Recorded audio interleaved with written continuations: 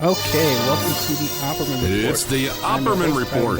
Join digital forensic investigator and PI Ed Opperman for an in-depth discussion of conspiracy theories, strategy of New World Order resistance, high-profile court cases in the news, and interviews with expert guests and authors on these topics and more. It's the Opperman Report. Silky smooth chocolates. And now, here is investigator Ed Opperman. That are picked by expert technicians.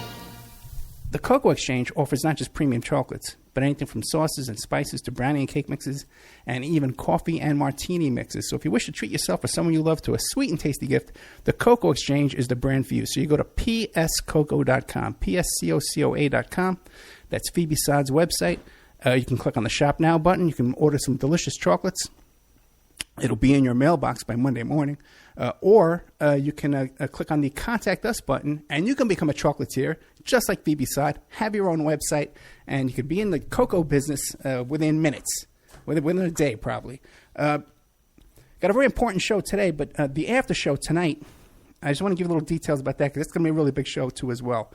Here in Las Vegas at the Venetian Hotel last week, the police murdered the gentleman, Tashi Brown Farmer, 40 years old, tased him 7 times, and then they gave him a chokehold and they killed him. The police even admit that if they had not killed him there on the spot by choking him to death, that there would have been no charges to arrest him on. Okay, and why they even were bothering this man to begin with is a mystery. But the man's dead now, is the bottom line. So our local activists here in Las Vegas had a protest rally yesterday on the Strip. We're taping this Monday morning on Memorial Day, so they had a protest rally yesterday, Sunday, on the Strip about 4 o'clock in the afternoon. And 15 of our friends and fellow people who have been on this show were arrested violently by about 40, 60 cops they had there, plus undercover cops. And some of our friends there were attacked by a Donald Trump Make America Great Again hat-wearing guy with Nazi tattoos who attacked one of our marchers there with a knife. And we think he got arrested too, but our guys got arrested. A whole bunch of our guys got arrested.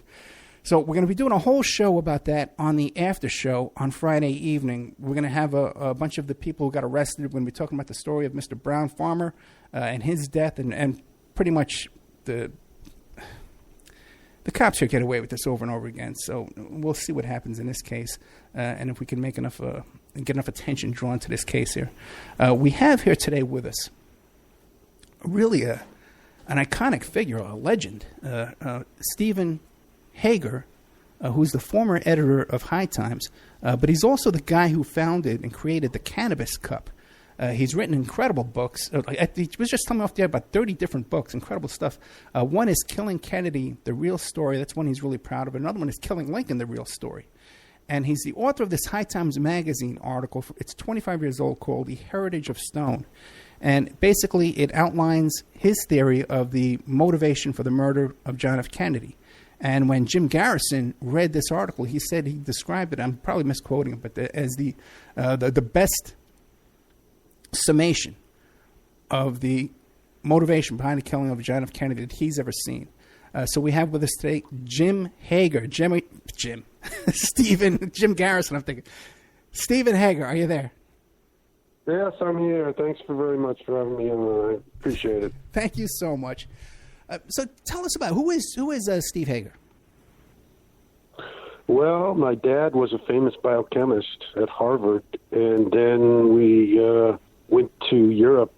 He took a sabbatical, and I spent some time in Cambridge in a Catholic boys' school, and I spent some time in Munich, Bavaria.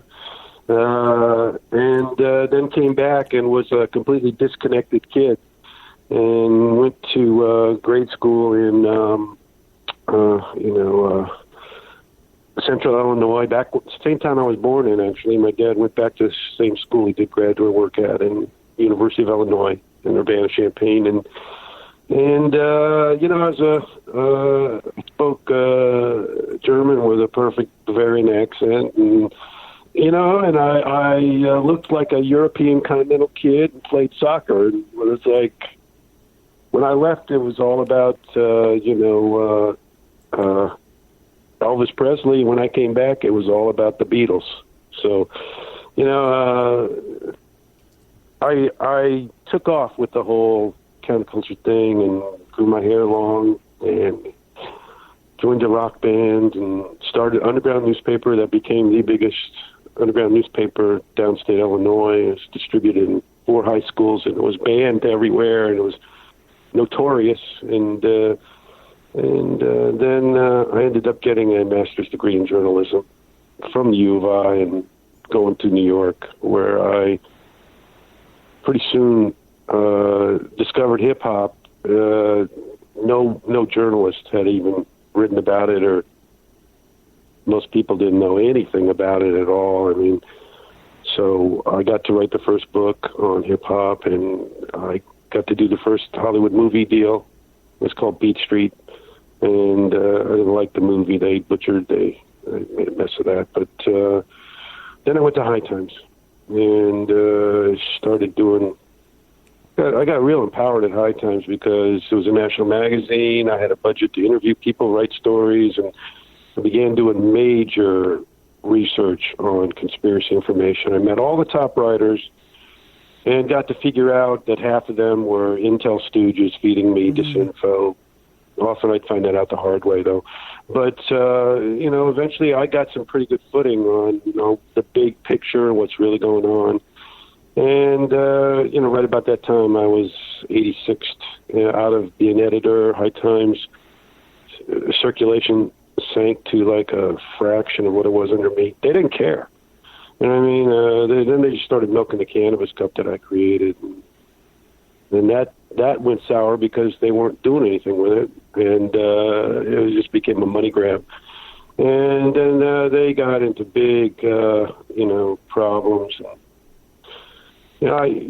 So they fired me under false pretenses, and then kind of like really took advantage of me, and then reneged on the deal that they made. I own 10% of the company. So then, but in a way that was good for me. I was 62. I had 3 dependents. I had been living hand to mouth my whole life. My salary from High Times didn't even pay my rent for years. You know what I mean? I was living off of doing lectures, college lectures. And I was the most prominent cannabis activist doing lectures. On the college circuit, I was doing 30, 40 lectures a year at major colleges in front of thousands of people. I had a huge impact doing this. And I was well paid, $2,000 for every lecture I gave. And suddenly, when Colorado legalized, I could never get another lecture. No college would book me. And, and that's when High Times kicked me out of the magazine and they were paying me a very small amount of money just to sort of just go away and die. And I said, hey, look, you should just, if you're not going to let me do anything, just buy my shares at fair value. And they were like, hey, see what you can get for them. Well, I got 4 offers at $250,000 a share. That was half my shares, so I made $1 million, I thought. And then they had an emergency board meeting, moved all the goalposts, made it illegal for me to move the shares, except to what they wanted them to be and all. And they started starting to sue me for $1 million. It just went on and on until I finally just caved and took a bullshit deal from them. And then they didn't even pay me the bullshit deal. So I was like, hey, man, I made you millions and millions and millions of dollars. And in my time of need, of great distress, I have 2 kids and a disabled family member, and we're drowning in credit card debt. And why am I all my projects are shelved? It's like, I won a Firecracker Award with one of my books. Like, I'm a content monster in the media world. They wouldn't let me do anything. Well, let me ask you this. How many years were you with High Times? I started around, 1987 or so. And then I took over as editor around 1988, I think. And then I was removed as editor around 2002 2, I think. That's when they just started slowly cutting down, everything on me, cutting down my salary slowly. So at first it was like painless. Okay, you don't want me to be editor, fine. Oh, I still got a job. You know what I mean? Oh, I don't have to do anything. Oh, that's even better. And I went along with that, and then they kept cutting my salary smaller and smaller and smaller. So after, the 7th year, I say, hey, I can't survive. It's ridiculous. You know what I mean? And they were just trying to get me to sell them shares for $15,000 each. That's all they would give me. They were worth $250,000 each, and I had 8. So I put up a notice on eBay to sell my shares. You know what I mean? And that really made them mad. Then I started trying to convince all the shareholders how wrong everything was and how I had led the company to great, fantastic success. And the second they removed me, everything went south. It's like, why? You know what I mean? It's like, I don't have to be the big boss man, but why can't I even get in the saddle and ride with the crew anymore? It made no sense. It's like this. I was their LeBron James, and they decided to keep me on the bench and never put me in another game. They just let me suit up and sit on the sidelines. Well, let me ask you this. If you were LeBron James, if you were LeBron James and someone did that to you for 7 years of your prime professional career, what would you think? Well, the first thing that comes to my mind is because you mentioned earlier that you are running into all these Intel stooges. And if you say that this corresponds in the time that they legalized marijuana in Colorado, what do you make of all that? Do you think there was a connection? When I wrote that cover story in High Times about the CIA killing Kennedy because he was not going along with their war games, nothing like that had ever been appeared in the national media in the United States. And I was immediately, first of all, marijuana is an illegal drug. You can't go anywhere in the world of illegal drugs without bumping into spooks. That's what it's all about. They control illegal drugs and they control illegal weapons and C4, shit like that. That's their world. They have access to all that shit, so they can go to the front of the line in any deal. They can, pass themselves off as whatever, but they got the shit. You know what I mean? They have the connections. So if you want automatic weapons or illegal drugs, spooks, you're going to be dealing with them, whether you realize it or not. So, I mean, so spooks were already all over the marijuana world. So, and I'm at the center of that. So, there's always been spooks around High Times. Always. Never been anything different. But when I wrote that Kennedy piece, that's when they really came out of the woodwork. And they started, planting people all over me, to see what I was going to do next, to influence me mostly, to direct me. And first guy to contact me was Fletcher Prouty. He's definitely a spook. Second guy to contact me was Bo Greitz. Oh, really? He's definitely a spook, too. You know what I mean? It's like, hey, man, these aren't organic people. You know what I mean? These are people that have had long, deep associations with Intel. Let me interrupt you for a second. A couple of things. One is the use of what you might call adult language, right? If you want to keep using that, then we're gonna have to limit the show. Oh, sorry. Did I use a bad word? Yeah, I know bad words. But here we are. You're 60-something. I'm 50-something. But we got bad words we have to worry about. Naughty words, And here we're talking. I don't have to be colorful. Steve, I don't have to be colorful. We're talking about the assassination of the President of the United States, but we have to use nice words. You have to use, oh my God, it's so pathetic. But one thing I forgot to mention, though, is because you mentioned that when you wrote this magazine, this newsletter when you were a kid, that was called The Tin Whistle, and that's also the name of your blog right now. People can find your blog right now by Googling The Tin Whistle, Steve Hager, and that'll pop right up. Now, and this article, this front-page article about the Kennedy assassination is called Heritage of Stone. Lay that out. Lay out that whole theory about what you came up with in that brilliant article. Okay, so Kennedy was basically bought into the presidency by his father, who was one of the richest men in the world through Prohibition, and was well connected. And the Chicago outfit was pretty instrumental in getting Kennedy into office. So he owed Giancana and that whole Chicago machine, he owed them his presidency. And Kennedy changed while he was in office. Some people take on the mantle of power and are driven to great greed and egomania. Some people get the mantle of power and are driven to great compassion and suddenly want to become saints. Mm-hmm. And Kennedy was one of those. I mean, it was the philandering, guy who, couldn't keep his hands off pretty girls, and you know what I mean. And he came from a different generation, really. And but because of his back injury, I think he began smoking marijuana, and he began hanging out with the Rat Pack. And most of those guys were all big weed heads too. So, that exposure probably could have played a role. We don't know. We suspect that he did even take acid at least once with Mary Meyer. So, the thing was, when he's being watched by the National Security State, and when he starts fighting with them, when he tells them they got to take out the missiles in Turkey, and that was done secretly. No one was told, but the Pentagon was furious. When he told them, no, we can't send the jets in to support the Bay of Pigs. The Pentagon was furious. When he told them, no, we can't have a ground war in Vietnam. When he orchestrated the first nuclear test ban treaty in history with Russia and said, hey, we take a small step, but maybe it's a big step on the road to peace, the Pentagon was furious. Okay, so he started firing people. He fired the head of the Joint Chiefs. He fired the 3 top people at the CIA. And he shut down JM Wave, which is the largest station down in Florida. And he told people at the Pentagon to clear out their desks and stuff like that. It's like, we're a changing from this war-based mentality. We're going to do something different now.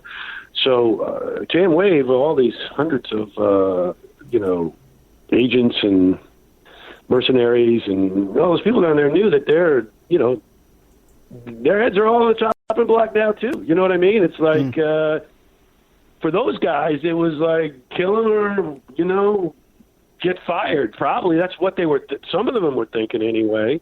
But the whole thing can't be covered up. It can't be done unless there's a consensus inside the National Security Council, which had many enemies of Kennedy were seated on this council. So there's probably only 1 or 2 that are on his side, and they're not included. And those people have enough push with the Pentagon, the CIA, and all that stuff to enforce the cover-up. There had to be a huge cover-up to keep it quiet. So, a lot of big names had to participate in some way. Certainly J. Edgar Hoover, Allen Dulles. And, the whole story was just stunk to high heaven from the second it happened. And eventually, honest, district attorney Jim Garrison tried to launch a case, and immediately, he's an Army person. He saw an intelligence operation. He knew what he was looking at. But he was so blanketed in spooks and disinfo. And, oh, man, you never saw anybody get railroaded so fast and so hard. And so, it's kind of like the way I was rushed out of high times. But, the truth is the truth. You can't stop it. It's like water. It's going to seep in, eventually, just give it time. And, so that's the hope. See, because of the internet, because of the exchange of information, if people can get past the fake news, then they can get to real stuff. They can start to figure out what's really going on. They can figure out that, hey, war is a hoodwink. They control both sides. They foment the terror to create the terrorists to go kill the other side.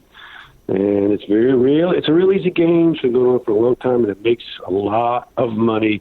Corporations make 17 times the amount of money during the war. And when we're talking about war industry, we're talking primarily the oil industry. You gotta fuel up those those bombers. You gotta fuel up those drones. You gotta fuel up those battleships. And ka-ching, ka-ching, ka-ching, ka-ching. You know what I mean? So, and they're hurting right now. You know what I mean? Because nobody wants their shitty, dirty product anymore. But but they're all in it together. All those military, industrial industries that depend on war to get their big profits. Let me ask you this. Now, this article came out in 1991, and is this the first article that ever pointed at George Bush and that meeting he had with the FBI, that being George Bush from the CIA, and also that George Bush, his connection to the Bay of Pigs with the Zapata ship that he had? You know what I mean? Is this the first time that came out? Yeah, as far as I know. But I don't think anybody wrote this stuff before me. Something might have appeared in The Realist. I don't know. Could have been. But certainly I wasn't, I was doing my own research, so, there wasn't anybody from the left-wing press that ever came to me or called me or had anything to do with me. So it's interesting that after I published that article, all the people that came to congratulate me and try and get, give me information and do stuff with me, they were all from the far right. And what were they trying to get you to do? Oh, basically join their club. You support them. You know what I mean? Hey, become one of us. You know what I mean? It's like, the John Birch Society tried to recruit Anthony Sutton after he publishes America's Secret Establishment. And Sutton immediately, realizes these guys are spooks. This is ridiculous, and got as far away from them as he could. But he's the guy who did all the real work on the Illuminati and how it's real, and Skull and Bones is a chapter, and, and they've created all this huge cloud of smoke and fake news and noise all around the issue. An intense disinfo campaign just blanketed the whole story. But if you just go read Sutton's book, it's all right there. You know what I mean? It's not like he didn't prove it.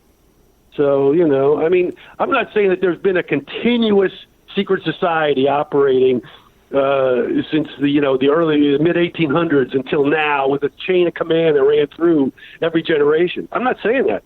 I'm saying that Skull and Bones at Yale University has the exact same rituals and ceremonies as the original Illuminati in Bavaria. And most people don't realize that Illuminati in Bavaria, that was not an attempt to bring justice or peace or world brotherhood. That was probably an attempt by the Jesuits to get inside Freemasonry and take it over. It was an intelligence operation. And every single intelligence operation since then, and especially communism, which is an intelligence operation, has been modeled after Adam Weishaupt's Illuminati on how to have secret cells, how to, always be top-down directed, how to have two different wings. One are nice people that do nice things. One is totally devious, dirty people that do totally, and you never mix them together. You keep them all separate. You know what I mean? And then, and also you get women. You don't allow them to be in the society, but you recruit the attractive ones to be used as bait, and then you use them to spy on people. Go pretend to be, be flirtatious with that old guy and act like you think he's hot, and then see what you can find out. And so that's Adam Weishaupt wrote all that stuff down. You know what I mean? So it's all everything the intels are doing today, living on. He wrote the game plan. So don't tell me there's no Illuminati. You know what I mean? It's like, hey, it's a device for secret machinations and how to divide up people and pit them against each other and control through divide and conquer. And, it's just a Machiavellian device for maintaining conspiracies. And, Well, let me be back to... you mentioned these intel stooges within High Times. Now, when you look at these people and you look back, especially with the from history, look back from perspective, were these like paid off guys or just dupes? How do you think? Were they just being manipulated or were they on the payroll? Oh, I wouldn't know, but there's a lot of different levels to spooks. Yeah. Now, there's some of them that are just plain gangsters. They run guns and drugs, and they pull off dirty deeds. Maybe they'll even kill somebody for money. You know what I mean? But they have a connection. They can save themselves. You know what I mean? Yeah. They have a connection because they feed information. So they're basically, they can't be touched. So, but nobody's going to credit for them. They're not getting a payroll. They're not, you know what I mean? They're just connected. They're protected, and they're dangerous. So, that's one level. You know, so I think you really need to look at James Angleton, because nobody ran more spooks than James Angleton. And look at the way he controlled the communist movement in America and the way he used lawyers as his spooks. You know, you get an extra blanket of protection by going through a lawyer to run an op, because the lawyer's got, you know, protections between giving information about his clients and shit like that. So it's all confidential. Everything's done. So, and you can do the same thing with religion, too, with like priests and stuff like that. You get this confidentiality thing going that allows you to foment this bullshit, and then, oh, well, you won't find it. You can't trace it. So, you know, an actual agent going out trying to penetrate high times, you know, no, it's more likely somebody who's been popped, right? Who what's a grower, who you know, becomes friendly with somebody at high times, and then they find out, and then they put the screws on that guy, you know, and maybe he wears a wire, maybe he does something devious, who knows? But that's more likely the way it goes down. Somebody's been popped, and then they twist him to be a secret agent for them. Well, you know, I mentioned before, you know, I grew up, you know, with the hippies in the 70s, late 70s and early 80s, you know, down there on Bleecker Street. At the Tom Forsyth Multimedia Center, we had the nightclub over there, you know. But looking back, sometimes I wonder, because these guys were moving tons and tons and stuff all over the place. And if everyone's supposed to be under such surveillance and stuff, how was this able to go on? When there was so much police attention, you know, you can't figure out how come it went on. Tom was hooked up. Tom was hooked up with the Mossad. Oh, really? He had to be right. After the 6 Day War, what? I was saying he had to be. Go ahead, yeah. Yeah. So after the 6 Day War, you know, when the Arabs all decided to blindside Israel and wipe it off the face of the earth, and lost. Well, what happened was, you know, during that time period, there was an enormous Save Israel movement, and they would do anything to raise money or raise mercenaries, anything. And that included getting involved in the drug trade, especially moving red Lebanese hash into New York City. So, you know, you find that, you know, the Mossad was essential, and from that point on, they were, you know, they're suspected of being major drug players. So, you know, like running the ecstasy. Yeah, today definitely ecstasy. Yeah, they control ecstasy now, right? Yeah. So hey, you know, the spooks got to get control of the revenue streams, and the big ones that are illegal are the ones that they control. Okay. What do you, Tom Forsyth, what was your relationship like with Tom Forsyth? I never met Tom. Oh, really? Neither did I. I never met him either, because he died right before I... My relationship with Tom was I came to the magazine, didn't know anything about him, never read the magazine, really. I read a couple issues because my younger sister bought it, but I thought it was, you know, kind of dumb when I saw it. But then when I read the magazine, I realized, oh, wow, he's doing some really good journalism. First articles about, you know, the CIA and illegal drugs that I saw were in High Times and stuff, and they were doing some real thinking. You know, it was a thinking man's magazine, and it had some great issues when Glenn O'Brien was the editor. Had some great issues when Tom was still around. Had some great issues when you know, when I was the editor. You know, and it's big wasteland in between those periods to me. So. What'd you think of the reign of Ed Rosenthal? Well, Ed was never in the office. He was an outside employee. He was the guy who taught people to grow their own. Yeah. When I came in, I told Ed I wanted to start a campaign for people to grow their own indoors to evade detection. And I did that for a lot of multiple reasons, you know, but that took off like lightning. And, you know, Ed should have gotten shares. He should have been vested as an employee. He should be one of the owners of High Times, but they screwed him like they screwed me and all the other employees, so the lawyers could juggle it around until they got control of everything. And later in life, you know, the guy went along untouched for many, many years, but later in life he wound up with a case, right? A case? Yeah, he got arrested. Marijuana. San Francisco? Yeah. Oh! He tried to sue High Times when. No, didn't he wind up with a marijuana arrest? Did he wind up with a marijuana? Yeah. I think he got busted for his facilities, but he got off that. He got off. Okay. Yeah, he was growing for the city. I mean, come on. Oh, really?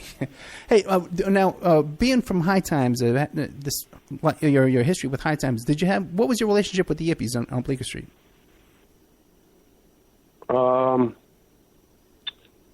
Let's see. I was extremely close with Paul Krasner. Okay. And actually did a documentary on Paul's life. I only met Abbie Hoffman once, and I regret that because of his fighting with Tom Prasad, I didn't really understand the whole situation and stuff, and I should have really been a lot nicer to Abbie and embraced him. And, I wish I'd done that with a few more people who had fights with High Times, because now I realize, I'm not on High Times' side. I'm on your side. And Tim Leary would be another case. Tim, I'm on your side. I'm not on High Times' side. So, I had my own organization going. I didn't really hang out at the Yippie place, and also I felt that vibe down there was played out in a lot of ways. And, you know what I mean? It's just like everything I did was done on, group consensus and no leaders and all that kind of stuff. And, I got you. And down there it was Dana's in charge. Yeah. You know what I mean? So not taking anything away from Dana, but Dana and I weren't on the same movie. I was on a hemp movie. He was on an Ibogaine movie. Right. So there really wasn't a whole lot of opportunity for us to, to coordinate, on that, because it's like way different movies going on. Did you read Yipster Times and Overthrow? I think that was all pretty much gone by the time I got to New York. Okay. When did you get to New York? I probably saw the big compilation book or something. I don't think I ever saw any individual, of issues or anything like that. That was all done by the time I got to New York. When did you get to New York? 1979. Yeah, that's when I was down there in 1970. I was 76 to 79, 81, 82. And you're saying there's a book, a compilation of Overthrow?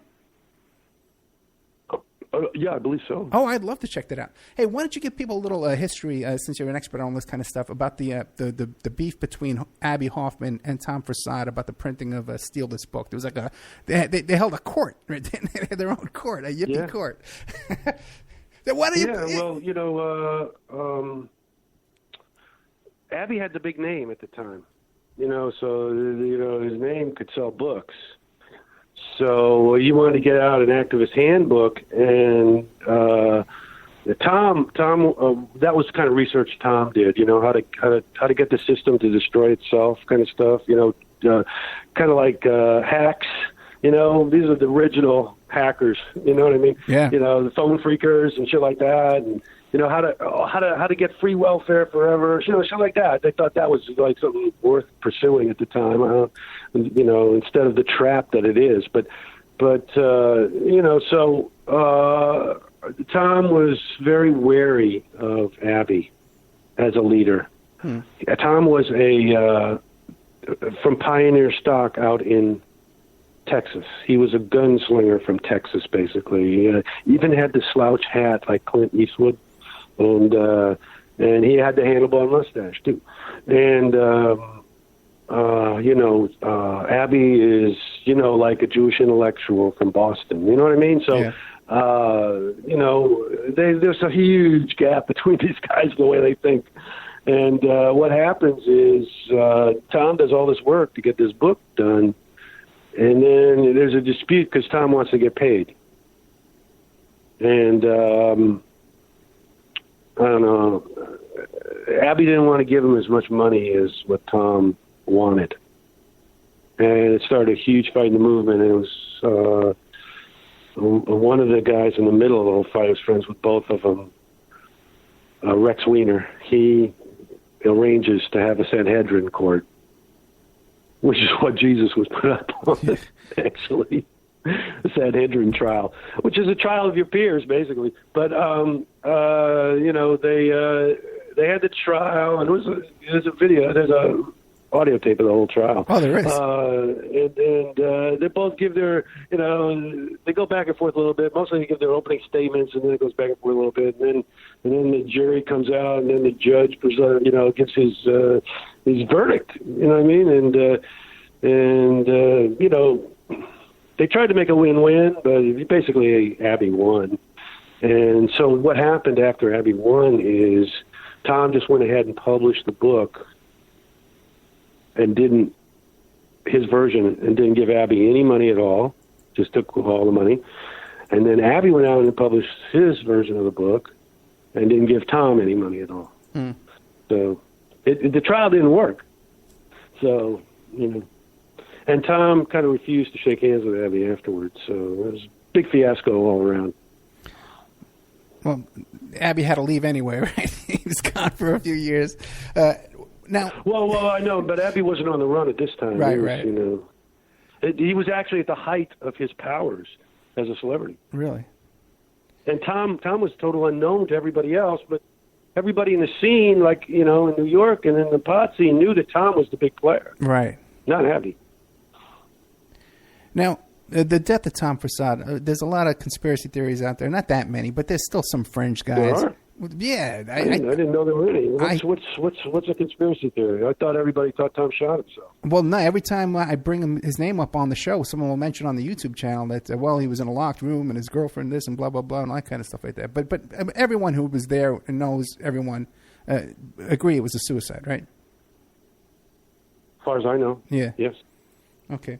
And but in a way, it could have been an assisted suicide. How's that? Well, everybody knew Tom was a manic depressive who was Right. threatening suicide all the time. Why is there a loaded gun in his house? That could have been removed. Yeah, that's true. You know what I mean? It's not rocket science. You know what I mean? Yeah, because I believe there was another attempt before that one. Well, hey, listen, the gun was in the freezer. Tom's in bed asleep. You go, you get the gun, you take it out of the building, you go somewhere with it, you hide it. Yeah. Come back, no worries. But if you leave the gun in the freezer, if you got a 50-50 chance Tom's going to use it in one of these depressions. He keeps threatening to do it, so hey. So. And I think Tom could have had better care. Yeah, I think so. And similar to the death of Abby Hoffman, who was also, many believe was a suicide. But some people, again, have these bizarre theories. Do you have any kind of opinion on that? Same thing, assisted suicide. Yeah. Destroyed his career, suffocated him. You know what I mean? I believe he killed himself, and I believe he did it because he was in deep, deep, deep depression. And I believe it because they'd taken away all his powers and suffocated him. And, he was very angry about Iran-Contra and trying to write about that. It was just being ignored. This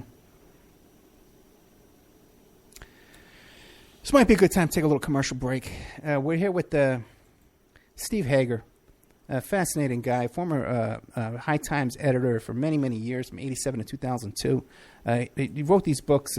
One is this great article, Heritage of Stone, that Jim Garrison says is the best article on JFK assassination. Killing Kennedy, The Real Story, Stephen Hager, available on Amazon. I'll have that in the Opperman Report bookstore, and also, too, on my blog. I'm updating the blog regularly now. Another book is Killing Lincoln, The Real Story, Steve Hager. But the thing is, he's written like 30 books. Dirty Money, Secret Societies, Killing JFK. There's 100 of them. Magic, Religion, and Cannabis. Hip-hop, ebook. Great stuff here. So we'll be back with more High Times cultivation tips. You want to cultivate some marijuana? You can get a hold of Steve Hager's book. We'll be right back after these messages with more of Steve Hager.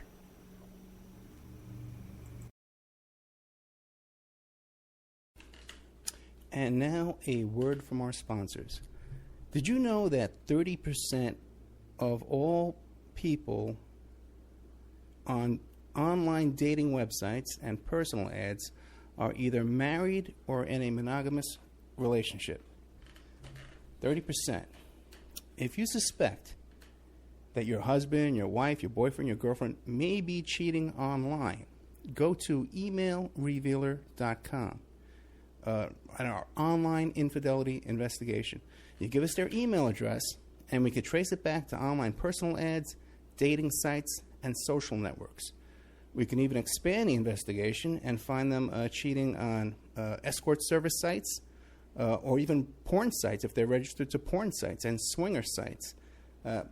So check out emailrevealer.com if you suspect your spouse is cheating, and check out our online infidelity investigation. William Ramsey is a producer here at the Opperman Report, and he's just come out with a new book, Children of the Beast, Aleister Crowley's Shadow Over Humanity. Now, he just sent me a copy of this book. Oh, boy, it's about 2 inches thick. And there's a chapter on just about everybody in this book that you can imagine. The Beatles, and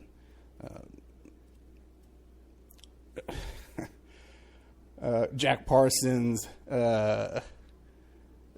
everybody's in here. It's incredible.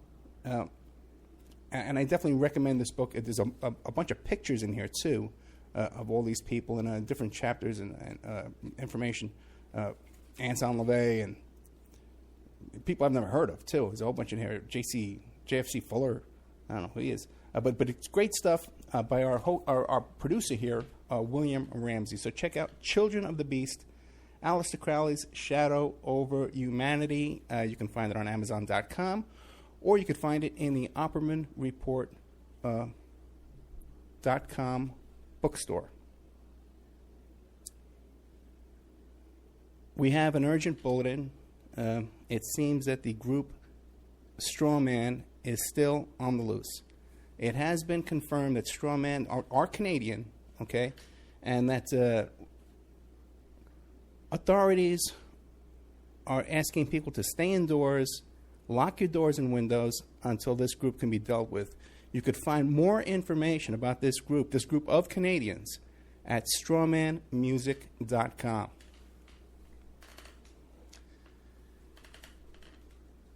You can have your ad played here. Okay, we're looking for sponsors. Okay, in fact, we desperately need sponsors right now to take this show to the next level. So you can have your ad played here, read live, like I'm doing now, so artfully.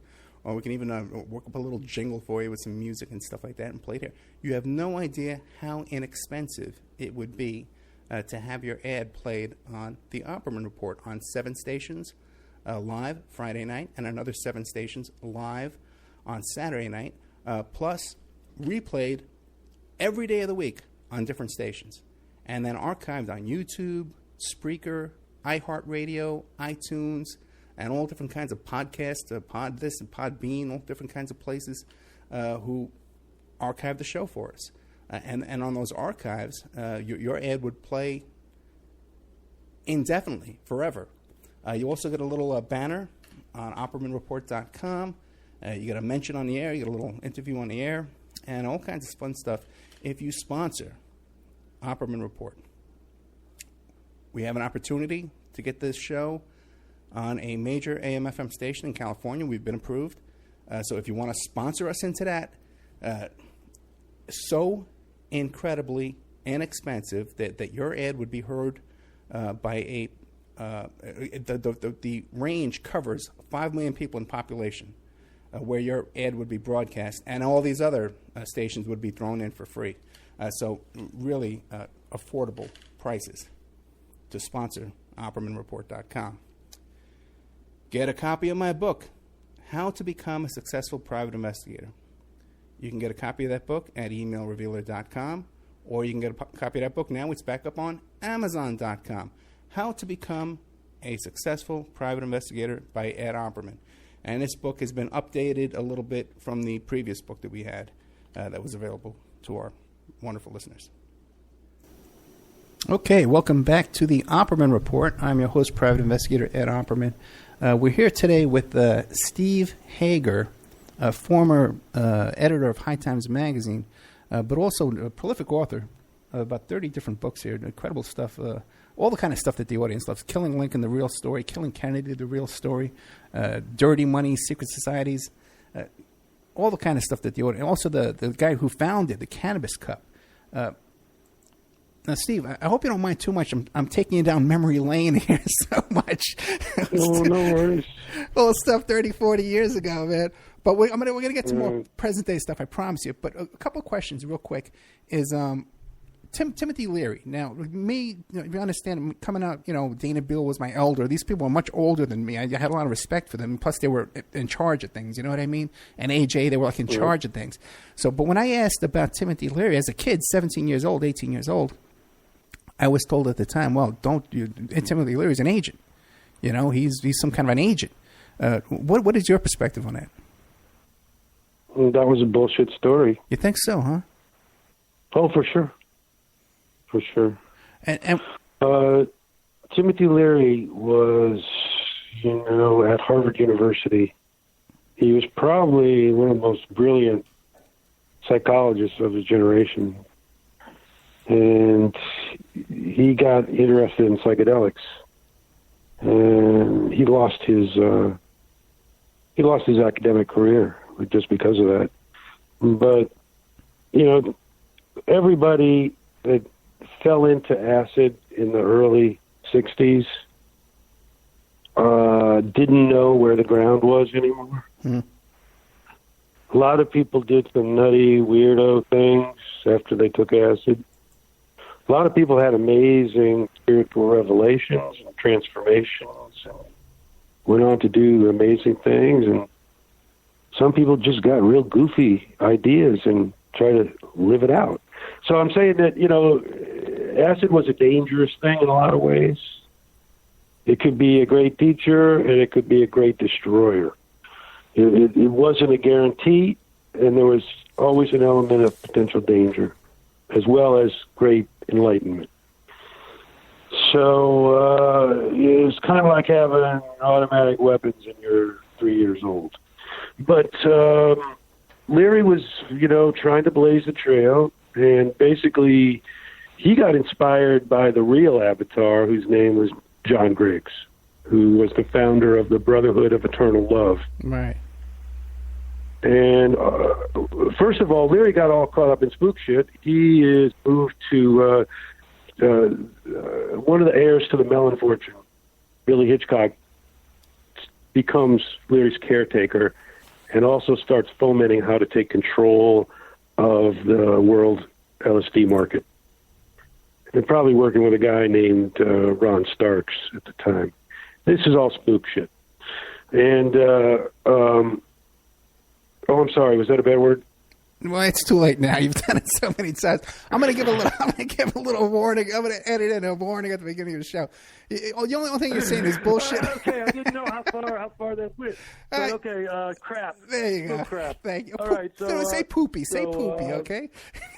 Can you say poo-poo?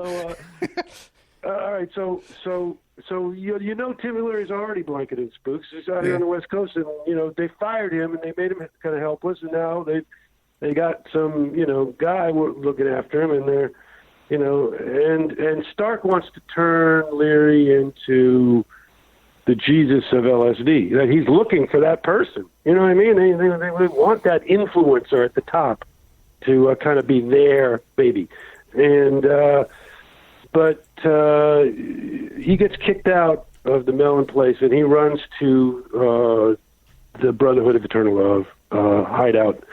They're the biggest cannabis and hash and LSD dealers in the world. They're rich, not as rich as Billy Hitchcock, but they're rich, and it's all hidden. So he comes to them, and he's trailing all this intel, spooks, cops, everything. They're right on his trail, and he walks right into this very safe community. Laguna Beach, little tiny beach town canyon, where they'd taken over the whole scene, where everybody was cool. They had safe houses everywhere. Keys are moving in and out, the back, the front, everywhere. Everything's cool. And they can only enter the canyon through one road. They got a spotter up there all the time. If a cop car does come into the canyon, it's immediately, telephoned around. Everybody, closes up shop and, disappears for an hour. But, so it was a quiet, unknown place that was the center of marijuana and LSD traffic in the world. So, or at least it became that for a brief time. And Leary gets arrested. first he announced he's going to run for governor. And then there, you want to attract attention, be a notable national figure and announce you're going to run for a high office. You get a lot of attention from that. So pretty soon he's in jail. Then while he's in jail, the spook-infested, driven Weather Underground, who subverted the pure and noble SDS movement and turned it into a sneaky, devious, bloodthirsty terrorist organization, those guys tell Leary that they can bust him out of jail and take him to safety to meet up with Eldridge Cleaver in Algeria. Their plan right now, what they're doing mainly is they're trying to find black activist groups that are willing to do terror and then get automatic weapons and C4 to them. And they're trying to recruit Tim Leary and Eldridge Cleaver to be their leaders for this guerrilla army that's going to declare war and create mass violence all around America. And they expect to kill several million people. This is really what the Weather Underground was trying to do. And they made no bones about it. And they made alliances with the most vicious terrorists all around the world, most of whom were communists. But, hey, they were communists. So, in fact, almost all communists that I've ever met are spooks, or they're just too dumb to realize it's a, spook invention. All right, so Leary stupidly falls for this plan. They bust him out. They get him to Algeria, and he allows the Weather Underground to release a statement saying that Tim Leary is now armed and dangerous. So there you see a whole peaceful revolution, the love generation. All this thing was built on peace and nonviolence. And suddenly, just like this drop of a hat, this whole thing is just turned around, and now it's not about peace anymore. It's about get your gun and shoot a cop now. Kill the cops. And that's really what's the message. Kill cops, kill cops, kill cops. You know what I mean? It's like, hey, all right, so that was an op, completely spook-driven. And anyway, Leary is finally caught because his wife, Joanna, writes a letter to her brother, and he gets intercepted by the Laguna police, and the Laguna detective realizes that they're about to fly to Afghanistan from I believe they were in Switzerland. And Leary's arrested. He's brought back, and he's put into high-intensity security prison where he's tortured, mind-controlled, subjected to all kinds of horrors until he agrees to tell him everything he knows. And he tells him everything he knows about the Weather Underground. And nothing ever happened to anybody. Why? Well, if you read Robert Anton Wilson's book, and Robert Anton Wilson was arguably Timothy Leary's best friend at the end of both their lives, and Robert Anton Wilson tells in his book, Tim Leary told him that he discovered his lawyer was working for the government. Now, he didn't name any names, but you can bet that when Tim Leary was given everything he knew. Remember I told you how Angleton ran his ops through lawyers? Yeah. Who was Leary's lawyer? Do you know? Right, so Bernadette Dorn, the founder of the Weather Underground, was the first student advisor to the National Lawyers Guild, which was a collection of communists. Those lawyers funded the Weather Underground that killed people, destroyed the left, destroyed the student movement. Okay? Are you starting to see the big picture now? Yeah, I am. I got a couple of questions. First of all, who was Leary's lawyer? Do we know? He had a few. Kunstler? Yes, no, Kunstler never represented, but when he did drop a dime on his lawyer like that, Kunstler called for someone to assassinate Leary in jail. Oh, really? Okay, I'm dying to get his daughters on the show. They're a little iffy about me, but that's an interesting story. Now, by the way, too, you got to hear the interview I did with Mark. Kunstler was in the National Lawyers Guild, by the way. I don't know if he was a professed communist, but he was potentially one of the people that funded the Weather Underground. Well, he was the lawyer too. He's in that group. He was a lawyer too. That funded them. He was a lawyer for Dana and for all those guys too, and Stratton. Yeah. Whatever. Yeah. I'm telling you, a lot of the lawyers are actually spooks. You just don't know. Right. Now, but you got to hear the interview I did with Mark Rudd. He says some stuff on there that's just so freaking bizarre. What's that? Well, one thing he said from SDS. Yeah, he said that he was supporting Obama because he was a cool black dude.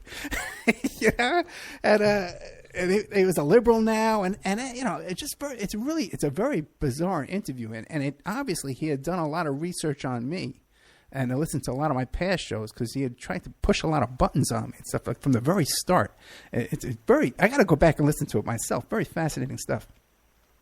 Mark Rudd. Now, have you ever read the book or any of the theories of Dave McGowan and his book Weird Scenes Inside the Canyon? He's a spook. Dave he's McGowan. Dead now. Yeah, he's dead. Dave McGowan's total trash. Really? Total. From top to bottom. Everything he says is bullshit. Everything. Well, why do you say that? Because I know. I've read his stuff for years. That's all. It's like, remember I told you, like, they try and take the real story of the Illuminati, and then they create a whole big crazy crackpot story and divert you over into that. Right. Well, his whole story about how the counterculture is all run by the CIA is all completely total garbage. He also is the guy who pushed nobody died in the Boston bombing, and it was all fake. And then he had pages and pages showing the blast and the blast victims and saying, this is an actor, this is all ketchup. Sick shit, okay? All right, so he did Lincoln. Listen, I know the Lincoln thing, all right? I spent over a year researching that. I know that Lincoln case backward and forwards. Everything he wrote about Lincoln is complete garbage. So ask me about Dave McGowan. Ask me about anything he said, because nothing he said is real. What makes you think he was a spook, though? Because I know his brothers. I can't see he would have any of those kind of connections. Whoever was feeding him, whatever it was coming from, it was all wrong. Okay. If you're not a real investigator, if you're just trying to create noise, whatever your motivation is, whatever's driving you, wherever this is coming from, it's not an honest attempt to get at the truth. So a lot of people don't know that they're running games for intel. Right. That some lawyer paid them some money to do something. That's all they know. Well, that's interesting, because I know that Dave didn't make any money off his book. He got totally ripped off.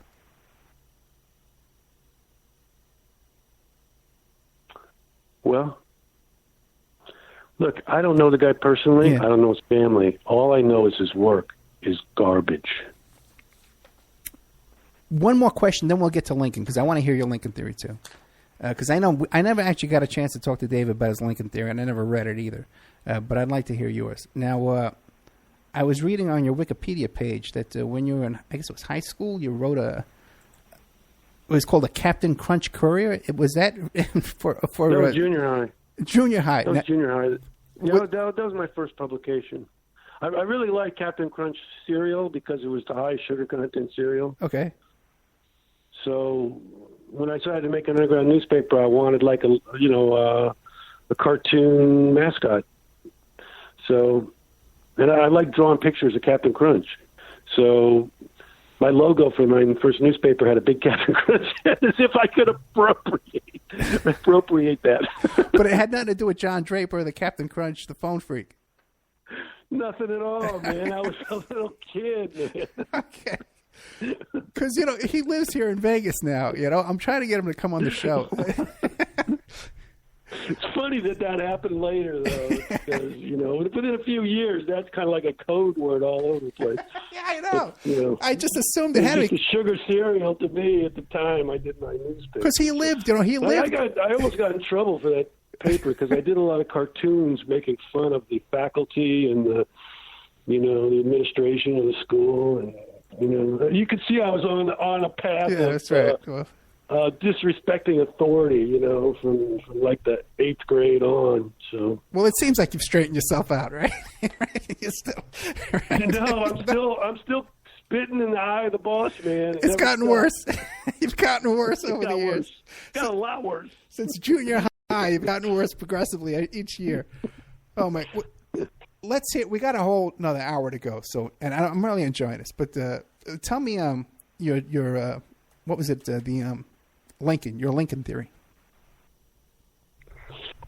John Wilkes Booth was in the Confederate Secret Service. He was a captain in the Confederate Secret Service, and he was working under the guy who was running Northern Virginia and Maryland at the time. His name will come to me in a second.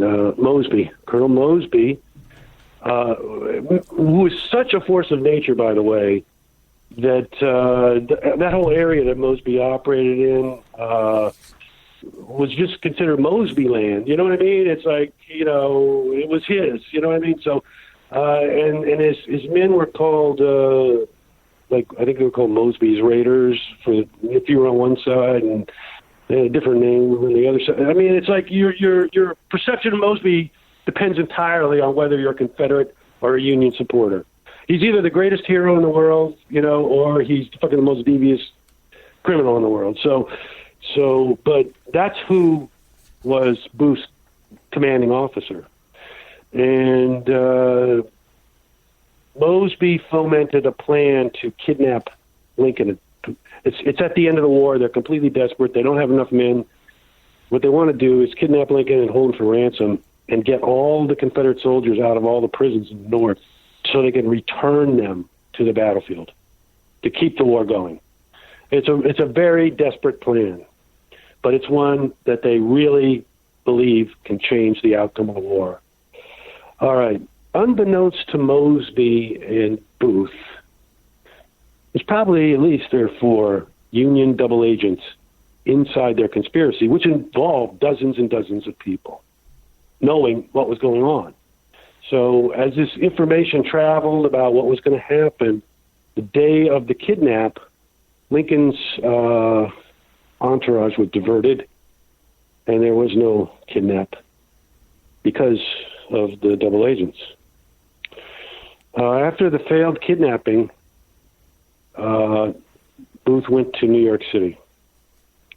He had several meetings in New York City with an unknown entity.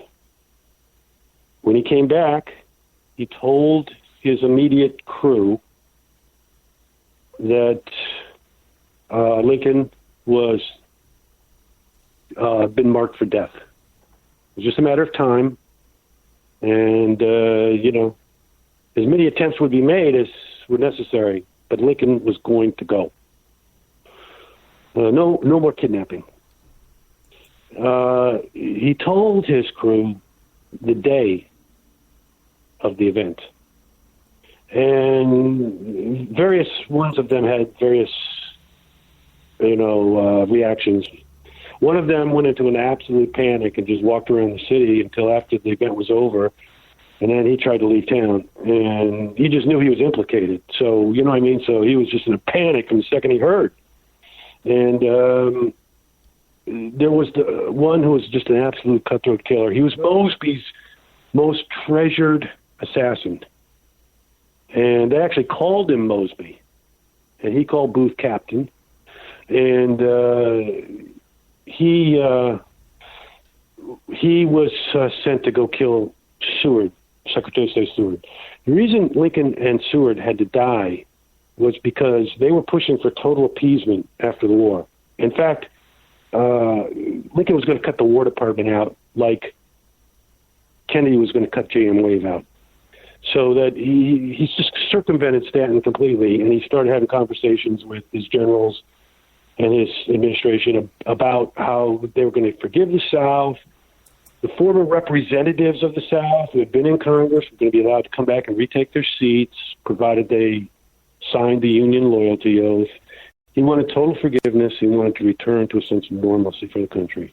And this did not sit well with the radical Republicans who had stoked and created the war, because they wanted vengeance. They wanted to seize Confederate lands. They wanted carpetbagging. They wanted to profiteer now. They had won the war. Now it was time to get the booty. All right, so Lincoln was going to prevent that from happening. So the radical Republicans, manipulating their double agents, convinced Booth that he would be a great hero. And they assisted him. He had the code word to cross the bridge at night. After the shooting, he crossed the Navy Yard Bridge, which has a posted guard. You can't cross without the security code. So he had that. And he had tremendous help just trying to get away. And eventually they realized that he wasn't going to get away because of his broken leg. And then they just had to kill him. So then they sent some soldiers down there. One of them, only one, knew what was going on. He was the only one that entered the barn. He shot Booth in the back of the head, pretty much the same place Booth shot Lincoln. And they found a severely retarded man named Boston Corbett to later take the blame or take credit. I shot Lincoln, and then that guy ended up going crazy and lost his life. But he didn't do anything except he happened to be on a patrol. And they told him he'd be famous and rich and a big celebrity if he took credit. So he took credit. But, Booth was assassinated, so he couldn't tell who it was in New York that he's having meetings with. But if you look at what happened, you look at all the facts, you look at everything that went down, it's pretty clear that the guy who was orchestrating all this stuff was the guy who ended up becoming the richest man in America. The robber barons were all born out of the Civil War. They were born out of the profiteering. War makes 17 times more profits, so suddenly all these industries had 17 times more money. And so people like J.P. Morgan, it was all about the Civil War, okay?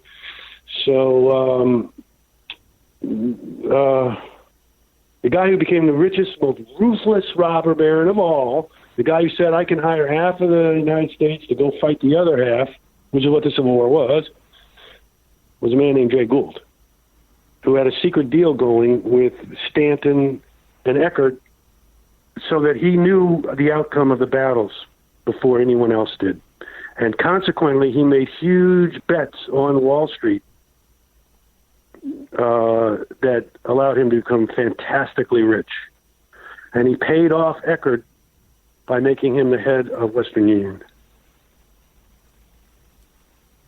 And Western Union, following me? Yeah, I am following you. Western Union had something to do with the railroads too, right? Because the railroads were so important to where these guys raked up all their money. They controlled the railroads. Well, the railroads at that time were what the oil companies are today. Right. It was, you couldn't build a railroad unless you had mega money. Right. But once you built it, it was a cash cow for all time. You know what I mean? It controlled everything. So. Right. So the moving of freight around is very crucial. It's also how you move armies around too. So, it's pretty key, and it's a military-industrial thing. And but yeah, people that built and invested railroads like E.H. Harriman, Rothschild, built them all over the world. Those people were doing that because that was a vital industry that was going to take over the world, and it did. And they got a monopoly, basically, on it. Right, and they were shipping the oil, too, so they got the first, they were able to take over the oil industry, too. Yeah, that's the way the oil started. But Rockefeller started with oil. He didn't start with railroads. Right. You know what I mean? He became the big dog. And when you look at it, too, the railroads were built by slaves. They brought in the Chinese slave labor, Yeah. Yeah, but the Chinese brought us opium and hash. That's right. There you go. Well, so it all bad. It worked out okay. Okay, this is a good time to take another commercial break. I normally take a lot more commercial breaks, but I'm enjoying listening to you, so I've been skimping on my commercials. My sponsor, my chocolate. Well, thanks for that. I appreciate that. My chocolate lady's going to kill me. But let me ask you a question. When we come back, I'm going to ask you about the secret of the Holy Grail. Okay, when we get back. Oh, man, my biggest story of all time, finally. And I'm saving it for last, okay? All right, we'll be right back with more of Steve Hager, former editor of High Times Magazine. He's the guy who created the Cannabis Cup. Check out his Wikipedia page. You got so much great. Africa Bambaataa. He wrote the first article on hip-hop. And I didn't even tell Steve, but I grew up in the same neighborhood with Africa Bambaataa. We knew him as Kev back in those days. And then later on, he became the head of the Black Spades, which was a huge street gang in the Bronx back in the 70s. Yeah, but we found out that he was a pedophile the whole time. That's right. We're hearing that now. Yeah, we're hearing that now. I had that's sad, man. That's sad. No indication of that when I was a kid. What do you know about that, the current charges? And what do you think? You've met the guy. What do you think? I know the victims. I know really? some of the victims. Really? It's all very real. Yeah, I mean, these people are totally honest kids who've been destroyed by the guy. So I hope he comes clean and just confesses at some point in his life. He's worried about losing all his assets. You know what I mean? His millions of dollars, and rightfully so, because the victims, should have that money. Well, a couple of things. Now, are there any criminal charges? No, it can't be because it's all beyond the statute of limitations. Are there civil lawsuits? No, I don't think anything can happen because it's too late. Because they rigged the laws. They did that for the priests more than anything else, so. All right. Well, when we come back, we'll be back with more, and we're going to be talking about the secret of the Holy Grail right after these messages with Steve Hager.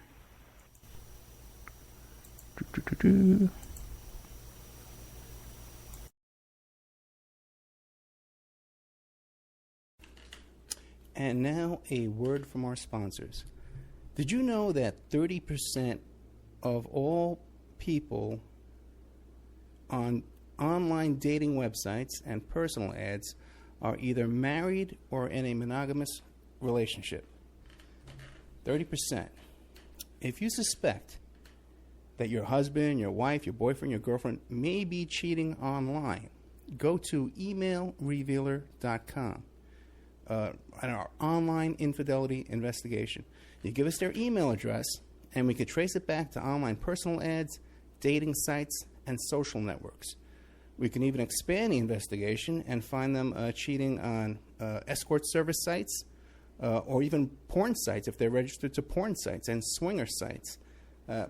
So check out emailrevealer.com if you suspect your spouse is cheating, and check out our online infidelity investigation.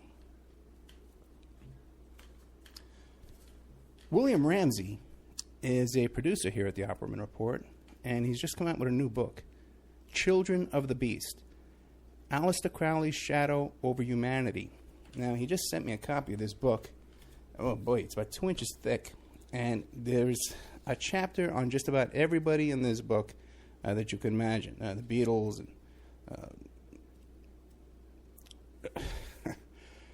and Jack Parsons, everybody's in here. It's incredible. And I definitely recommend this book. There's a bunch of pictures in here, too, of all these people and different chapters and information. Anselm LaVey and people I've never heard of, too. There's a whole bunch in here. JFC Fuller. I don't know who he is. But it's great stuff by our producer here, William Ramsey. So check out Children of the Beast, Aleister Crowley's Shadow Over Humanity. You can find it on Amazon.com, or you could find it in the Opperman Report.com bookstore. We have an urgent bulletin. It seems that the group Strawman is still on the loose. It has been confirmed that Strawman are Canadian, okay, and that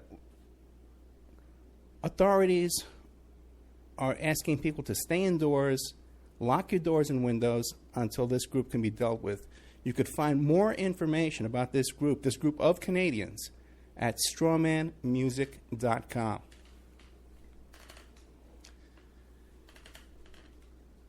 You can have your ad played here. Okay, we're looking for sponsors. Okay, in fact, we desperately need sponsors right now to take this show to the next level. So you can have your your ad played here, read live, like I'm doing now, so artfully. Or we can even work up a little jingle for you with some music and stuff like that and play it here. You have no idea how inexpensive it would be to have your ad played on the Opperman Report on 7 stations live Friday night and another 7 stations live on Saturday night, plus replayed every day of the week on different stations, and then archived on YouTube, Spreaker, iHeartRadio, iTunes, and all different kinds of podcasts, Pod This and Podbean, all different kinds of places who archive the show for us. and on those archives, your ad would play indefinitely, forever. You also get a little banner on OppermanReport.com. You get a mention on the air. You get a little interview on the air, and all kinds of fun stuff if you sponsor Opperman Report. We have an opportunity to get this show on a major AM/FM station in California. We've been approved. So if you want to sponsor us into that, so incredibly inexpensive that your ad would be heard by the range covers 5 million people in population where your ad would be broadcast, and all these other stations would be thrown in for free. So really affordable prices to sponsor OppermanReport.com. Get a copy of my book, How to Become a Successful Private Investigator.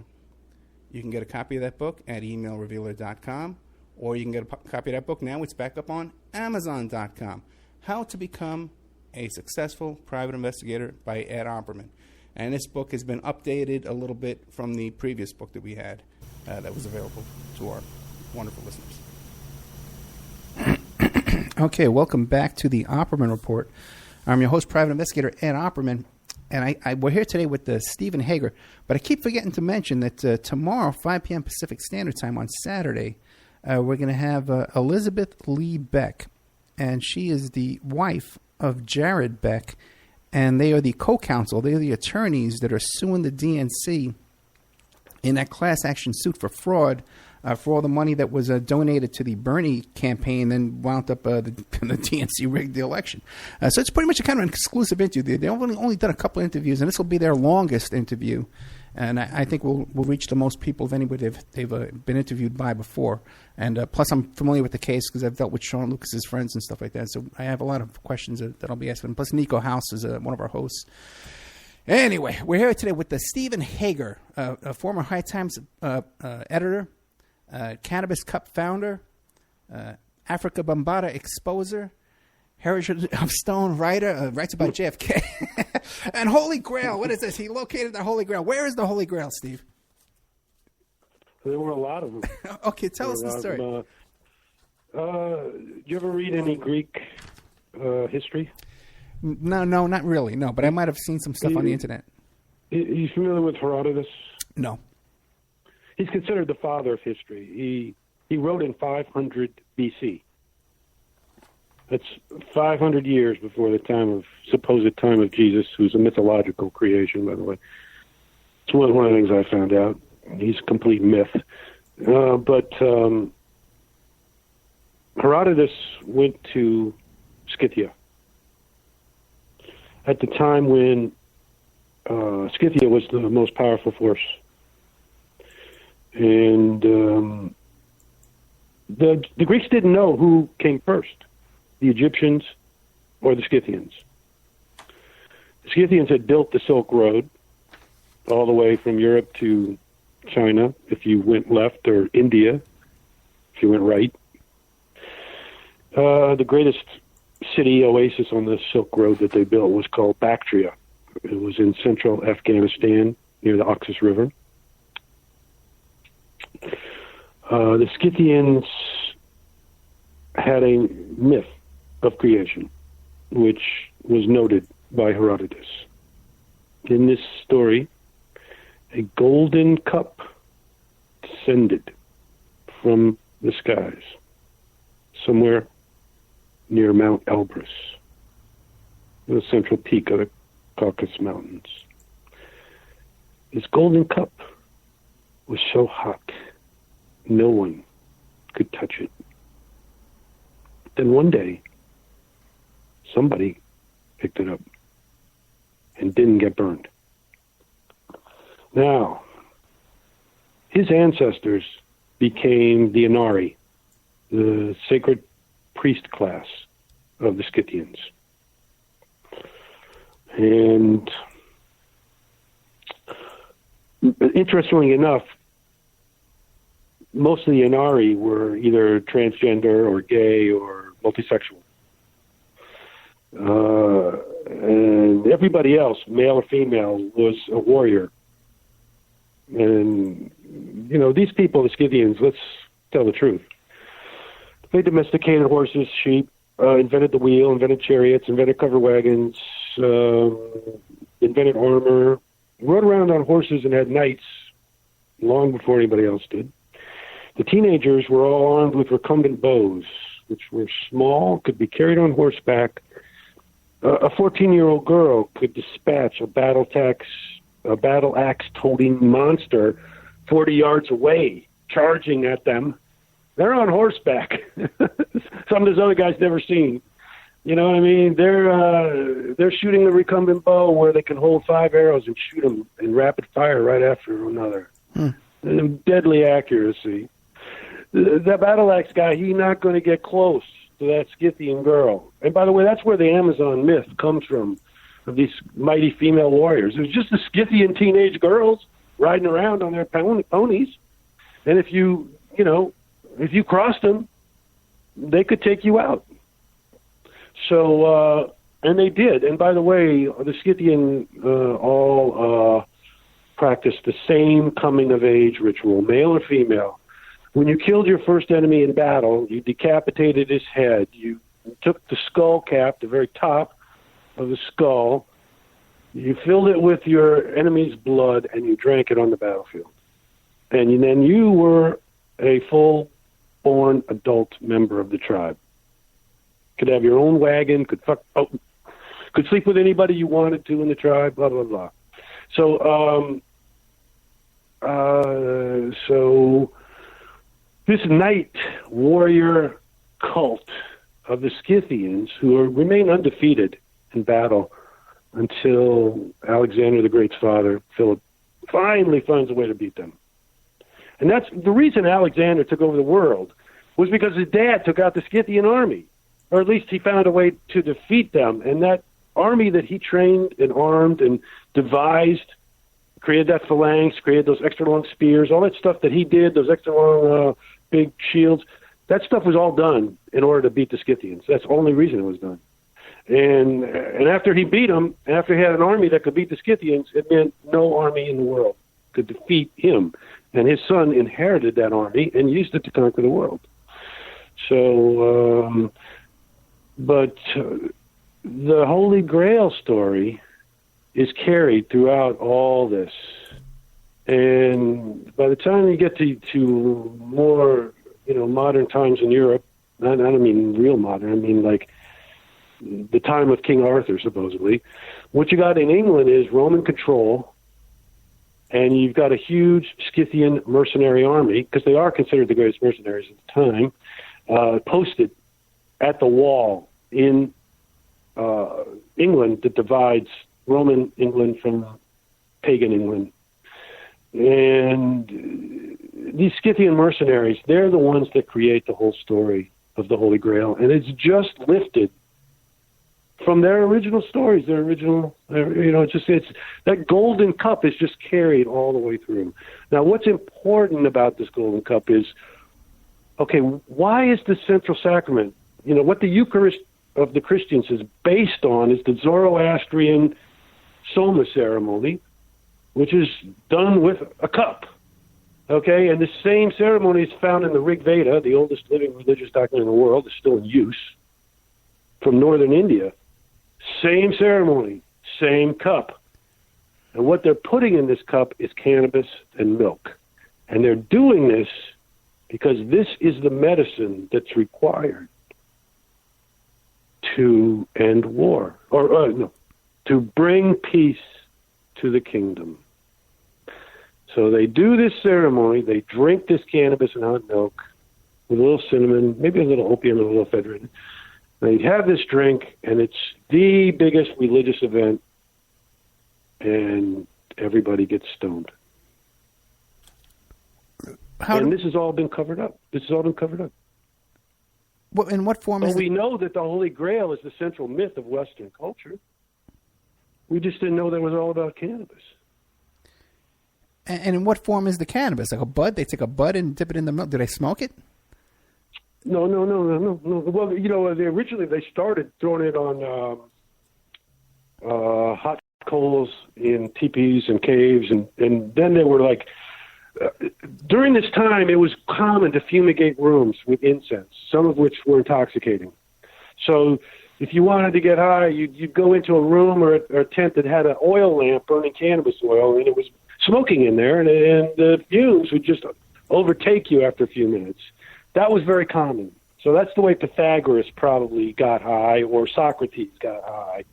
But when they discovered that you could grind up the buds, put it in hot milk, strain the liquid out, and what you got was a supercharged energy drink that got you stoned way, way higher than if you smoked it.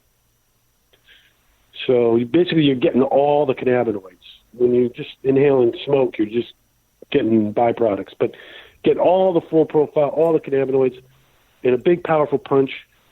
You put it in that golden cup with some hot milk. The cream of the milk, the butterfat, is what activates the cannabinoids to the highest level. Is that how you consume it? No, but I'm saying that ceremony took over the world because it healed everything.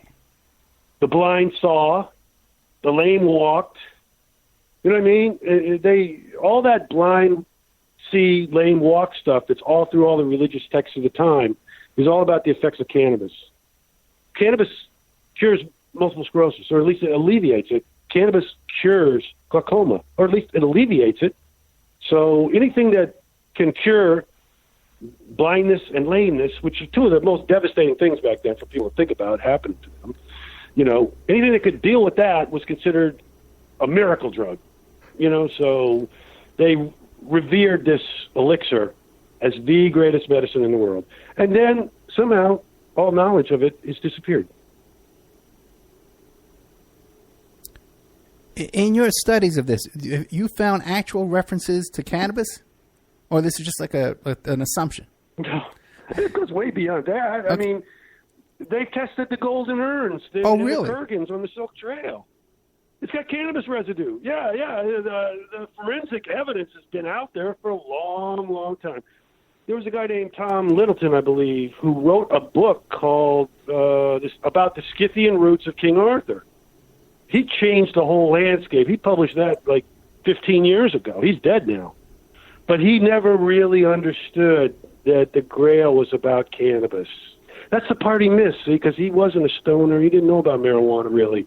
But he researched this thing, and he totally understood all the Scythian references inside King Arthur. So, the sword that King Arthur throws into the lake at the end, that's all verbatim from the Black Sea, from people living in the Black Sea area. They have a hero, they think they call him Baltrack, and when he dies, they got to throw the sword into the Black Sea, and a woman's arm comes up the Black Sea, grabs the sword. It's all the same story. It's so obvious that it's a continuation. Just like you can see if you study the stuff that the story of Jesus is really, to a large extent, the story of a prophet named Mani, who called himself the disciple of Jesus and was murdered by the Persian king in around 300 AD. Right before Constantine invents his version of Christianity, what he's doing is he's trying to stamp out this Manichaeism that's spreading all through the kingdom, and all the Roman mercenaries are signing up to be Manichaeans, and they think, this guy, he's got it. He's saying all the religions are one, and that we shouldn't believe that they're against each other, and that's just a hoodwink to fool us, to make us go to war. This guy was saying all that. And by the way, Mani was the Buddhist poet, songwriter, portrait painter, invented his own Bible, his own words, with his own calligraphy. And hundreds of copies were made and put in temples, hundreds of temples all up and down the Silk Road. Every temple was razed and destroyed. Every Bible was burned. Nothing from Mani was allowed to remain. And they killed and massacred every follower of it in order to stamp out Mani. And then, because Mani called himself a disciple of Jesus Christ, they leapfrogged 300 years before Mani and said, well, this is the real Jesus Christ, and we'll tell you what it's all about. Doesn't have anything to do with Mani. And Mani was pushing cannabis. And so there you go. And again, how do we know this, that Mani was pushing cannabis? Because this is in some kind of doctrines? Well, Manny used oil to heal the lame and the blind. Okay, now this oil is all through ancient history, and it's all through the Middle Ages too. They're still using the oil.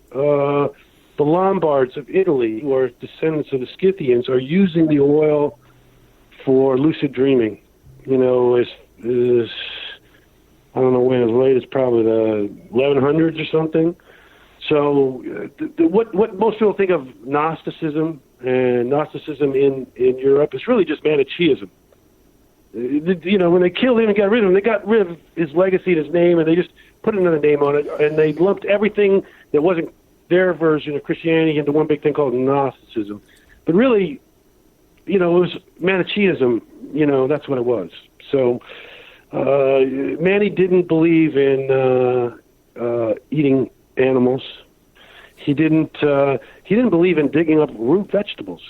He would only take what was freely given. It had to fall off the vine or fall from a tree.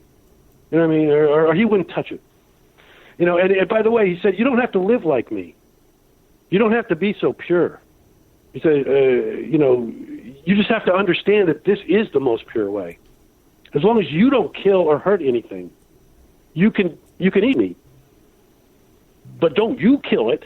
You know what I mean? You know? So he gave you basically two classes. You could, you know, drink alcohol and rage and eat meat and, you know, and have sex and just blow it all out, and you could still be a Manichaean. You know, you could still be a follower. You know what I mean? And or you could live like him and be a monk. You know what I mean? And try and be as pure as possible. But either way, it didn't really matter to him. So he didn't force this on people. Well, let me ask you a question now, because my exposure to marijuana came about in the 70s, okay, when I was a teenager here in America, in New York, Staten Island originally, the Bronx actually originally, you know. And then, but at the time it was at that brown commercial Colombian pot. And then as time went on, you had these really exotic strains of marijuana. And now, forget it, now it's like a science experiment. What the kids are doing today, forget it. But back in those days, they had the cultivation of marijuana equivalent to the quality we have right now, or because we only came across this from the 70s till today. Was there a lapse in the cultivation quality? Well, I think in the 60s, a lot of what was sold in America was just ditchweed. Yeah. It hardly got people high at all. Well, we thought it was great. All day long. We thought it was great. Yeah, but there was nothing there, really. Yeah. And that's what was so great about it. It was so harmless, really. Yeah, compared to now. You know, but it's when, you know, it's in On the Road. Jack Kerouac goes to Mexico, and he smokes some real bud down there. And he has this big religious epiphany from it. You know, you could, every now and then you'd find some real weed. You know what I mean? You know, the real bud would slip in. You know, and in the 50s and the 60s. So I believe that, like in Congo Square, you know, in the 1800s and stuff, they had some good bud. They had people that knew what it was. You know what I mean? So, you know, but most people, you know, it's like, they could be smoking oregano, or they'd be like David Peel. They'd be smoking bananas, thinking they were getting high. Right. You know what I mean? So, but there were always guys and girls who were like into plants, who got a hold of seeds, that planted it, cultivated it, and started to figure out, oh, it's the flowers. You know what I mean? You know, so it's not the leaves, it's the flowers. So, you know. Hey, by the way, some people figured it out. What's going on with David Peel? He was just put in a hospital. Is he okay? No, he's dead. He's dead. In fact, I was one of the principal people, you know, playing his songs for his memorial and stuff. I had my band, Temple Dragon Band, come out for his memorial service in Tompkins Square Park. So you can Google that. There's a lot of video online of the stuff we did, playing his songs, and well, this had to be in the last couple of months, right? And everything. It just happened. It just happened, basically. Yeah. Yeah, that's you know, you see some of these guys, you know, like Aaron Kay. You know, you look at them and they're just so old now, you know, and just. Most of those guys, they didn't take care of themselves, and they didn't get into organic vegetarian food, and they just ate greasy cheeseburgers, and you know what I mean, and they came along before the consciousness, you know, came along about how to take care of your health. So, there's a lesson to be learned in that, for sure. Most of the people I know that were big drinkers are dead already. Yeah. Most people I know that ate a lot of, like, really bad food, they're dead. You know what I mean? So people who smoked a lot of cigarettes, they're dead. It's like, it's like when you get to be 66, you start to see who's alive and why, basically, Yeah, sugar, too. Sugar's another big one that'll kill you. So, your experience... Everything in moderation. Yeah, I agree with that. Now, your experience with marijuana, when did you first start using marijuana? Because it's a huge factor in your life, wouldn't you say?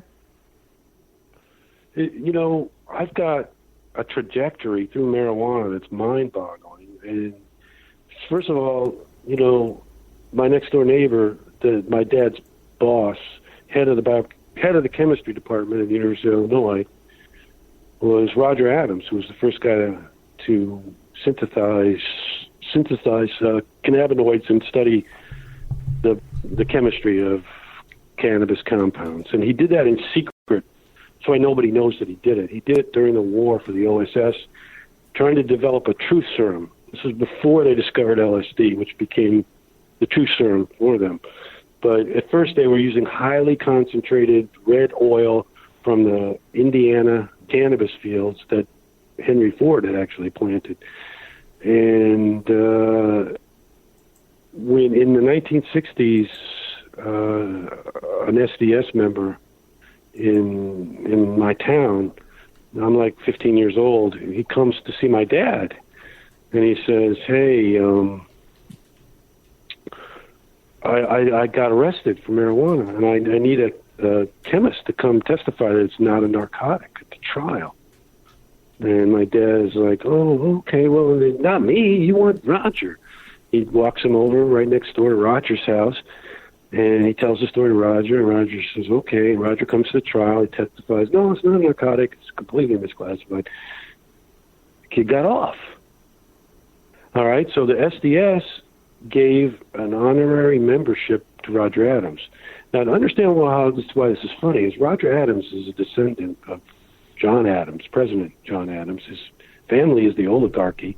He was asked to run the Harvard chemical department, but because of the politics of Harvard, he said no. And he said, the University of Illinois was hardly existed at the time. He said, "I'm going to go to this like podunk town in central Illinois. I'm going to build a better chemistry department than you." And he did. And, and my dad and Bill Rudder, and who, basically invented gene technology, and a bunch of other guys that we all hung out and knew when I was a little kid, they were that chemistry department that he built. And only my dad, these guys, a lot of them were at Harvard too, with Tim Leary at the same time, and they all hated Tim Leary. So I got into big, huge arguments with my dad, and he basically kicked me out of the house and disowned me for a while because I became a hippie, and he didn't think that was a good thing. But he changed his mind. Later on, he said I was right all along. Finally, he realized that the whole thing. But this town that I grew up in, Champaign-Urbana, which is also where Debbie Goldsberry and Keith Stroop, who founded Normal, came from, and this little town was the major hemp processing plant in America, where they had a big factory to take the hemp out of Kentucky, bring it up on the Central Illinois Railroad, break it, turn it into rope, and sell around the world. That's why my county was filled with hemp plants, and we could always go out any time of year and pick wild marijuana. Anytime. It was all over our county because we were the center of the hemp processing industry during World War II. So, and then, I was not a big marijuana user. Yeah, it's like you said, it didn't even get you high, really. And when I came to High Times, I wouldn't turn it down, but I didn't go on my way. I never bought it. So, I didn't really, use a lot of drugs. You know what I mean? So, so everything that happened after that was just from what I learned from being at High Times. First learning it was the greatest medicine in the world. We cure blindness and lameness. And, learning that the hemp plant could save the world because oil was killing us, the pollution that this would could replace oil. And then I learned there was a foundation of all religion and blah, blah, blah. And I kept making all these discoveries And everything that happened then was just because of what learning about marijuana did to me. I didn't want to go on this trek. I didn't want to become some kind of like spiritual dude or, or any of this stuff. But since I was learning this stuff and no one else was talking about it, I felt like I had a responsibility to keep, going till somebody would pick up this information and start to tell people. So I'm still waiting for the world to realize that the Holy Grail is cannabis. And, and that the radical Republicans killed Lincoln and the CIA killed Kennedy. And, I'm still waiting for this stuff to land on the beaches of America. But today you consume cannabis daily? Pretty much. By smoking? Edible? What do you do? I prefer to stay as centered as possible at all times. But stay as stoned as possible. Is that what you said? So hey, the less you do, the higher you get. That's true. Okay? Yeah, that's true. That's how it works. Yeah. That's how it works. If you want to respect it, there's magic. If you want to abuse it, you get a very expensive habit. Yeah, that's true. There you go. The less you do, the higher you get. So always strive to be on the lesser than the greater. You know what I mean? Always strive for that. That is so true. I remember when I was smoking a lot, I used to go out and run. I'd have to run for like an hour, then 2 hours, in order to come back and smoke some and have any kind of effect on me. You had to like get all that air through your lungs, Go out there and run 8 miles, 12 miles before you could feel, any effect. Now, running's going to open up those same endorphins, those same chemicals that are in marijuana are in your own body. You produce them. In moments of great insight, ecstasy, you produce. It's also in mother's milk, by the way. A lot of cannabinoid compounds are in mother's milk because they want to keep the baby happy, hungry, sedated. You know what I mean? So it's good for you. Nothing bad about it, unless you're overdoing it. Now, you founded the Cannabis Cup, but you're no longer involved in it. And did I catch something? You were planning another tour or something with involving cannabis? Well, you know what? I'm retired now, and I have no big ambitions about anything. I've done my thing. Okay. But I'm still doing little ceremonies, and I like. I've created a bunch of songs that are based on traditional songs from all through the ages, and I put cannabis lyrics on them. And I put together a huge band and a gospel choir and a bunch of different performers and musicians. And what we do is we do a little service. It's like a typical, regular, fundamentalist religious service. Only, like we have like 8 hymns as part of the service. We have like a little lecture, like a sermon. We have a little this, a little that. But it's all real. It's all mixed up in that every song is complete different culture. Every song, different style of music. Everything that happens it's like it presents a whole total spectrum of all cultures, all religions, and it mixes it all up into this big hoodoo stew. So that everybody who comes, I don't care what your background is, I don't care what you studied, at some point we hit you with a deep spiritual chord from your ancestors and reach into you and say, all of us can unite together. We all have this connection. And that's what this thing does. So I know that it's real. I know that these ceremonies I do create a lot of positive energy. They make people feel better. They heal post-traumatic stress disorder. That's kind of like why I started doing them, because I got post-traumatic stress disorder from all the problems that came on me. And I found that this was what helped me get through it. So I do these ceremonies in the hope I can help others. And the ultimate goal is to merge all religions to end war. Now, kind of going backtracking a bit, you had mentioned about how, the Stooges and the Spooks and High Times and stuff like that. And then we talked about, around the hippies and stuff. What about the Rainbow Family? Did you ever experience that kind of thing with the Rainbow Family? What's your take on the Rainbow Family? Yeah. Of course. Yeah. I mean, the Rainbow Family's been through a couple generations now. So there's always been undercovers planted all over the gathering.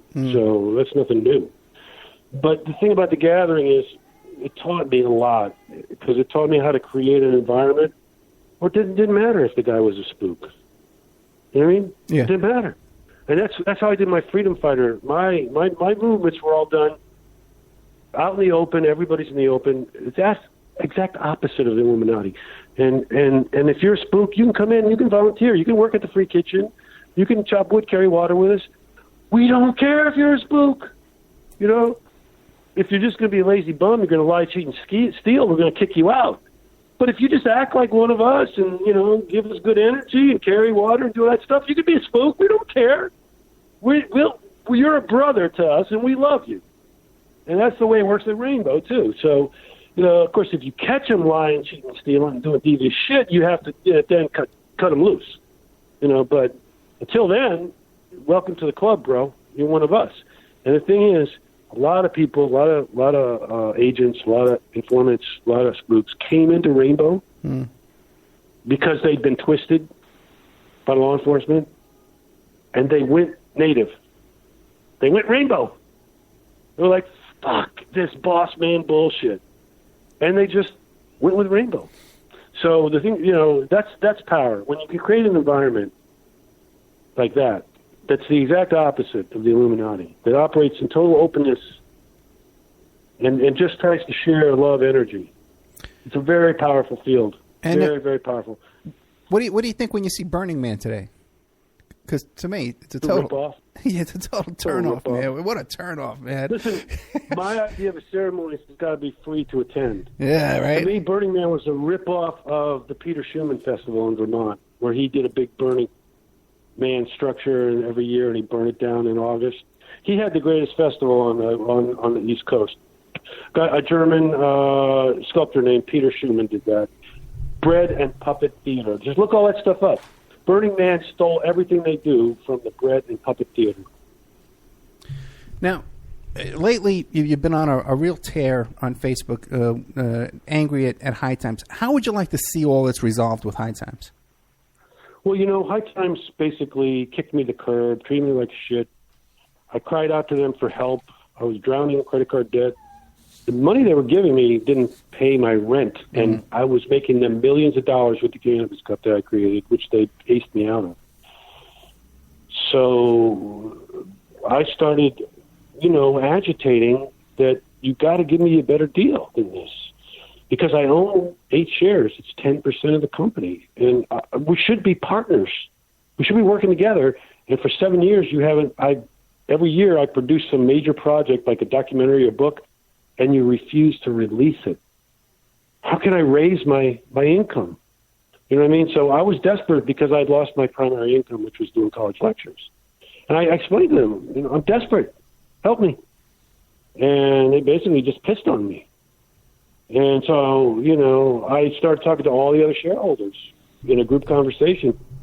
I told them I will do this, I will do this, I will write 4 blogs a day, I will publish a book every year, I'll do a documentary every year, I will do all this if you just give me a $250 a month raise. No raise. So then I said, well, if you don't give me a raise, you know, I'm going to sell my shares. And they were like, see what you can get. You know, they were willing to give me $15,000 a share for 8 shares, whatever that adds up to.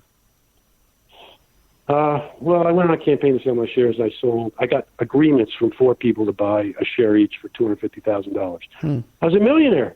I went from total hand-to-mouth, nothing, to being a millionaire in a matter of a few days just by offering up some shares.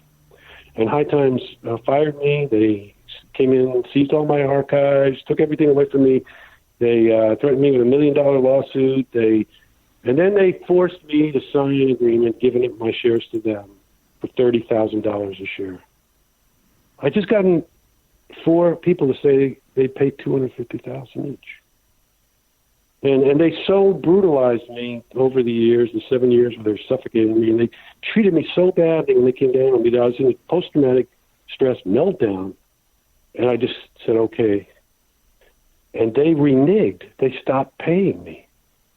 And they took away all my video archives. They said I could use the archives to make money, but then they wouldn't give me access, and they wouldn't hit them all, and they won't tell me where they are. So because of all that, I decided when I retired, it's funny, too, because I retired very successful. Even though they beat me into a pulp and left me in the curb with all my teeth missing, I did get some money out of them, and I put it into Bitcoin 4 years ago. Yeah, I see you talking about that a lot, too. Yeah, and so Bitcoin exploded for me. And High Times just sunk deeper and deeper into debt. So here they have all these resources, millions of dollars. The company's making $2 million in profit, and they're doing $4 million a year. And they crushed me. No resources, no nothing. So, but what do you want to get from them now? What can they do to make you happy? Okay. What will it take to make me happy? Yeah. Well, first of all, they fired me unfairly, so I want 4 years of pay. They're only paying me $30,000 a year. So it's peanuts. $120,000. Yeah. It's peanuts. $120,000, and I don't want my job back. I just want them to acknowledge you were fired unfairly 4 years ago. Here's 4 years of pay. Okay. And by the way, they owe me $110,000 on the contract. So I'm asking for $10,000 more than they'd have to pay me anyway, no matter what. Right. All right. So that seems pretty reasonable to me. Okay, $10,000. The other thing is they stole 8 shares through deception and deceit, so give me half of them back, okay? The other thing is you stole all of my tapes. I had thousands and thousands. I was the first video journalist. I had documented the entire marijuana movement for 20 years, and you stole it all from me. And you said I could use it, but then you took it, and you won't let me see it. So give me access to the tapes. I don't need to possess them, but put them in an office where I can go and download them, or look at them. Let me know where they are and that they're safe. Because that's my life's work. Yeah. And for all I know, it's in a basement flooded somewhere right now, and they're all destroyed. Okay? So that's the other thing. The other thing is, hey, listen, I invented the Cannabis Cup, and I did ceremonies there with my crew. We were all volunteers. We never took money from the event. We never sucked anything out of the event. We just brought joy and happiness and lit some candles and sung some hymns. You got to put the Temple Dragons back in the Cannabis Cup because there's no soul in the event without them. And I don't even have to go with me. You have to acknowledge that my crew, the Temple Dragons, have to be at the cup. They have to do the ceremony. They have to light the candles. It's their show. If you want the magic. So all these things are good things. These things would help High Times. But the High Times, you don't know what they're going to do. You don't know what they're going to say or see because people over there are so confused and they're so filled with greed. Just like the rest of the cannabis movement right now, it's just saturated in this gimme, gimme, gimme, gimme, gimme vibe. That is the opposite of cannabis vibe. Now, the reason it grows everywhere, the reason anybody can grow it, the reason it outgrows everything else in the world, is so that everybody can have it for free. It's not supposed to be like this. Now, when Tom Prasad founded High Times, he cut a deal with Larry Flint Publications, and it was an unusual deal where they would guarantee they would purchase like a bulk of magazines and then resell them, kind of like you would do with a truckload of pot. You know what I mean? You sell it to them as a stack, and then they would resell it. Now, is High Times today still connected with Larry Flint Publications? Not at all. Okay. Not at all. The big High Times connection is the printer. That's when they don't have any money, they don't pay the printer. And eventually, if they don't pay him for a long time, it turns into millions and millions and millions of dollars of debt. And then when the printer gets a lot of leverage, the printer can demand things, and the printer can get control of situations. So it was always the printer with Tom. He had to keep an eye on the printer, that the printer wouldn't do something to him when they were in debt to the printer. Because it's like, it's very expensive to print magazines. Right. And you got to print a bunch of them first. And you don't get the money back for a long time. It takes a long time for the distributors and everything, for the money to trickle back. So between that gap, between printing and the money trickling back, sometimes you can find out, oh, shit, the issue didn't sell. You know what I mean? Oh, shit. Then, I'm sorry about that. And then it's like, you can get deep, deep, deep into debt before you know it, and before you know it, the printer owns the magazine. Hmm. And is that what happened? No, but that was Tom's big fear. Oh, Tom, okay, gotcha. Yeah, he wasn't worried about Larry Flint. He was worried about the printer. Did Flint have any influence? Because you talk about spooks, Flint seems to be God knows what's going on over there, blackmail. He seems more like a loose cannon to me, like Trump than a spook, you know. What do you make of Trump? What do you think's going to happen? How it's going to wind up?